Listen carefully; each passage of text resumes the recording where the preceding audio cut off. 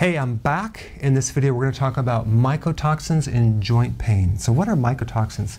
Basically, they're poisons released from mold or fungus, okay? There's about 300 different types, but only about 30 are truly poisonous.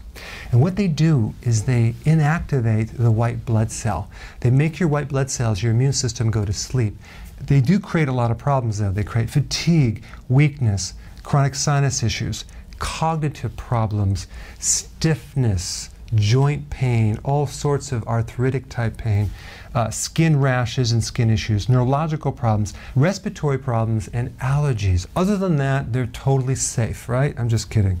Let's get to the causes, all the potential causes. Now, if you had a flooding in your house or some leak after a storm, and then the mold starts growing, you could be exposed that way. That's very common. Or it could come from the food that you're eating. A lot of times you'll have higher levels of mold in corn, wheat, grains, soybean, beans, peanuts, cheese, wine, beer, coffee, and bread.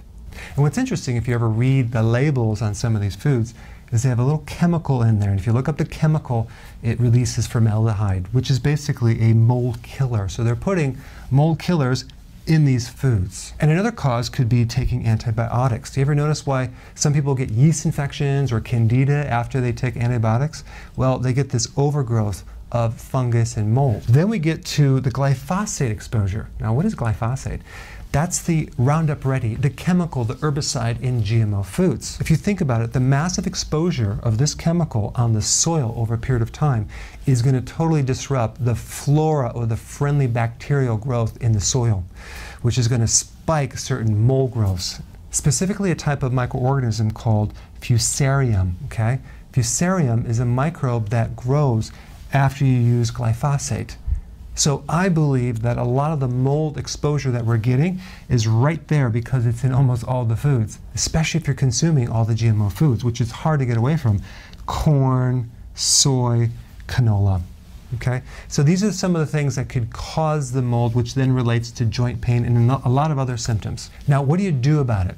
Well, there's 4 main things that I recommend. Number 1, grapefruit seed oil is awesome. It's a great anti-mold, anti-fungus, and it's very, very gentle on your own friendly bacteria. And the next one is garlic, which is the ultimate anti-microbe.